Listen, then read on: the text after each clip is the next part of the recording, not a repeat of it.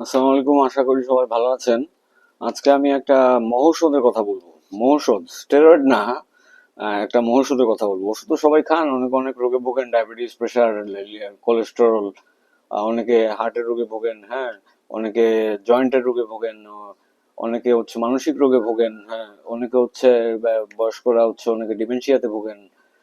তো এই সব কিছুর একটা মহৌষধের কথা বলবো, সেটা হচ্ছে ব্রিস্ক ওয়াকিং। ব্রিস্ক ওয়াকিং ইংরেজিতে বলে, হাঁটা হাঁটা হাঁটা না ঠিক। আমরা যদি ব্রিস্ক ওয়াকিং জিনিসটা একটু বুঝতে যাই, ব্রিস্ক ওয়াকিং জিনিসটা কি?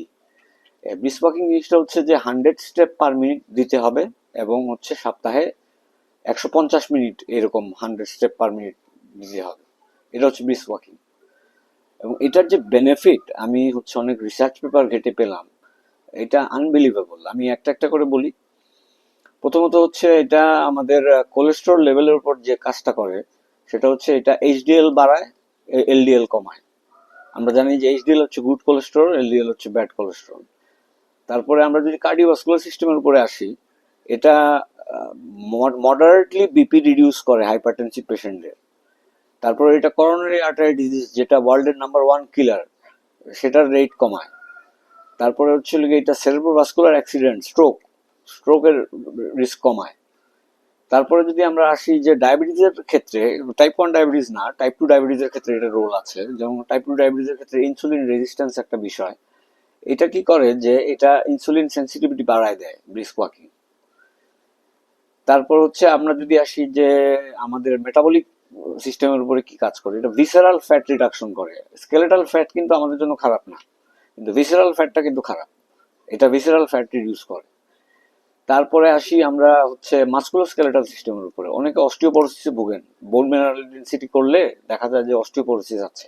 এটা ওয়েট বিয়ারিং জয়েন্টের মধ্যে বোন মিনারেল ডেন্সিটি বাড়ায় ব্রিস্ক ওয়াকিং।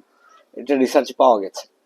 এরপরে আসেন যে মেন্টাল হেলথের উপর এটার এফেক্ট কি। ব্রিস্ক ওয়াকিং এর কারণে এন্ডরফিন নামে একটা হরমোন রিলিজ হয়। এই এন্ডরফিন জিনিসটা এক ধরনের অপিওয়েড। এটা সরাসরি এনজাইটি এবং ডিপ্রেশনে কাজ করে, এবং গবেষণায় দেখা গেছে যে এটা এনজাইটি এবং ডিপ্রেশন কমায়।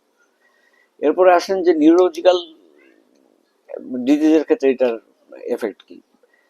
ব্রেন ডিরাইভড নাইট্রিউরেটিক ফ্যাক্টর নামে একটা নিউরোপেপটাইড আছে। এই ব্রিস্ক ওয়াকিং এর কারণে এটার রিলিজ অনেক বেড়ে যায় দেখা গেছে গবেষণায়। এবং এতে করে কগনিটিভ ডিক্লাইন যেটা হয় বয়সের সাথে সাথে, এইজ রিলেটেড কগনিটিভ ডিক্লাইন, সেটা কমে যায়। তারপরে আসেন হচ্ছে আপনার ভাস্কুলার সিস্টেমের উপরে এটার এফেক্ট কি। আমরা জানি যে ব্রিস্ক ওয়াকিং করলে কাফ মাসলের পাম্পিং বাড়ে, এতে করে ভেনাস রিটার্ন বাড়ে। সুতরাং হচ্ছে ডিপ ভেইন থ্রম্বোসিস এবং ক্রনিক ভেনাস ইনসাফিসিয়েন্সি এগুলা কমে যাবে। এটা আরো একটা বেনিফিট। তারপর আসেন যে পালমোনারি সিস্টেমের উপর, রেসপিরেটরি সিস্টেমের উপর এটার এফেক্ট কি। সিওপিডি পেশেন্ট যারা, অনেক সিওপিডি পেশেন্ট আছে, সিওপিডি পেশেন্টের ক্ষেত্রে পালমোনারি রিহ্যাবিলিটেশন বলতে একটা জিনিস আছে। এই ব্রিস্ক ওয়াকিং এটার একটা কর্নারস্টোন। এই ব্রিস্ক ওয়াকিং করলে সিওপিডি পেশেন্টের ভেন্টিলেটরি এফিসিয়েন্সি বেড়ে যায়। তো কতগুলা অ্যাডভান্টেজ দেখেন সবগুলা সিস্টেমের উপরে। তাহলে 100 স্টেপ পার মিনিট, যেটা আপনার হার্ট রেট বাড়াবে, কিন্তু আপনাকে তারপরেও হচ্ছে ঠিকভাবে কথা কথা বলতে দিবে, এবং সপ্তাহে 150 মিনিট। চলুন সবাই শুরু করি। এবং আমি আহ, দায়িত্ব নিয়ে বলছি যে এটা আপনার যে ক্রনিক ডিজিজগুলো আছে এগুলাকে অনেকটুকু ইমপ্রুভ করবে এবং ড্রাগ বার্ডেন অনেক কমায় দিবে। আশা করি সবাই ভালো থাকবেন। আসসালামু আলাইকুম।